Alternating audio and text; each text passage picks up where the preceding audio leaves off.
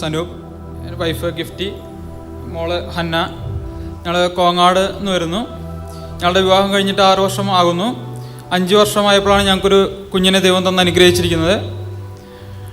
ഞങ്ങൾ 4 വർഷത്തോളം കുഞ്ഞുങ്ങളില്ലാതെ ഇരുന്നപ്പോൾ വൈഫ് എപ്പോഴും പറയുമായിരുന്നു അഭിഷേകാഗ്നി കൊണ്ട് പ്രാർത്ഥിക്കാം. പക്ഷേ എനിക്കതിൽ വലിയ താല്പര്യം ഉണ്ടായിരുന്നില്ല, എനിക്കതിൽ വലിയ വിശ്വാസം ഉണ്ടായിരുന്നില്ല. ഒരു ദിവസം എനിക്ക് എന്തോ ഒരു ഉൾവിളി പോലെ വന്ന് ഞാൻ വൈഫിനോട് പറഞ്ഞു, നമുക്ക് അഭിഷേകാഗ്നി കാണാം, ദിവസം കൊണ്ട് പ്രാർത്ഥിക്കാമെന്ന് പറഞ്ഞു. അങ്ങനെ ഞങ്ങൾ മൊബൈലിൽ ദിവസം കാണാൻ തുടങ്ങി. അങ്ങനെ അത് കണ്ട് എൻ്റെ മമ്മിയും സഹോദരനും പപ്പയും കൂടി ഞങ്ങളെല്ലാവരും കൂടി ഒരുമിച്ചിരുന്ന് ദിവസവും യൂട്യൂബിൽ അഭിഷേകാഗ്നി കാണാൻ തുടങ്ങി. കൃത്യം 1 മാസം കഴിഞ്ഞപ്പോൾ ടെസ്റ്റ് ചെയ്തപ്പോൾ വൈഫ് പ്രഗ്നൻ്റ് ആണ്. യേശുവേ സ്തോത്രം, യേശുവേ നന്ദി. പ്രിയപ്പെട്ട സഹോദരങ്ങളെ, അതായത് കുറേ നാളുകൾ വൈഫിൻ്റെ ഉള്ളിൽ പരിശുദ്ധാത്മ തോന്നിച്ച് ഈ മൊബൈലിലാണെങ്കിലും വചനം കേട്ടാൽ കുടുംബത്തിൽ അത്ഭുതം നടക്കും. മനുഷ്യരുടെ പലതരത്തിൽ തടസ്സങ്ങളുണ്ടാകാം, കുടുംബമല്ല തടസ്സങ്ങൾ വരാം. അതുകൊണ്ട് വചനം കേൾക്കണം. പക്ഷേ ജീവിത പങ്കാളിയോട് പറയുമ്പോൾ എപ്പോഴും തടസ്സമാണ്, വിശ്വാസമില്ല. ഈ മൊബൈലിൽ തന്നെ ഇത് കേൾക്കണം, ഒരു പ്രത്യേക തരത്തിലുള്ള ഒരു ചിന്ത. അത് എന്ന് പറഞ്ഞാൽ ഹൃദയത്തിന് ഒരു തുറവിയില്ല. എന്താ? പക്ഷേ ആ സഹോദരൻ പറഞ്ഞ് നിങ്ങൾ ശ്രദ്ധിച്ചോ, പിന്നെ ഞാനും എൻ്റെ ഭാര്യയും എൻ്റെ അപ്പനും ഞങ്ങൾ ഒരുമിച്ചിരുന്ന് വചനം കേൾക്കും. ഇത് നിങ്ങൾ ശ്രദ്ധിക്കണം മക്കളെ. വചനം കേൾക്കുമ്പം ഒരുങ്ങി വചനം കേൾക്കണം. എന്താ നമ്മുടെ ദൈവം മോശയോട് പറഞ്ഞത്? പുറപ്പാടിൻ്റെ പുസ്തകം 34-ാം അധ്യായത്തിൽ 2-ാമത്തെ വാക്യം.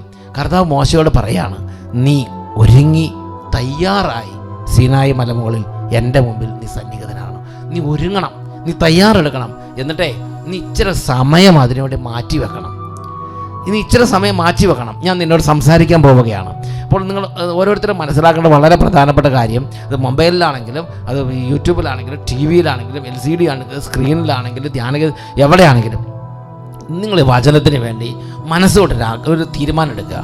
ഞാൻ വചനം കേൾക്കും. അതെൻ്റെ കർത്താവ് എന്നെ സംസാരിക്കാൻ വിളിക്കുകയാണ്.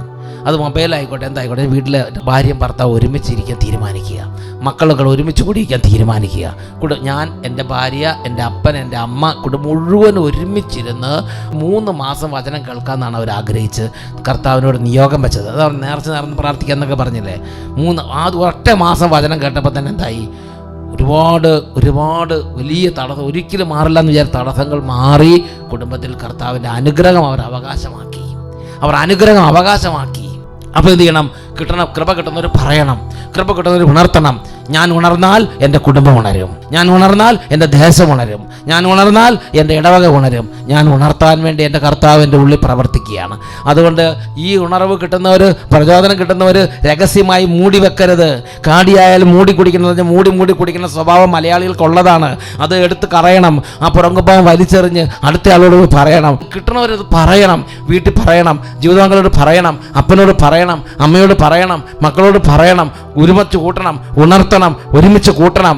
അത് ഒരു ദൗത്യമായി ദൈവം നിങ്ങളെ ഏൽപ്പിക്കുകയാണ്.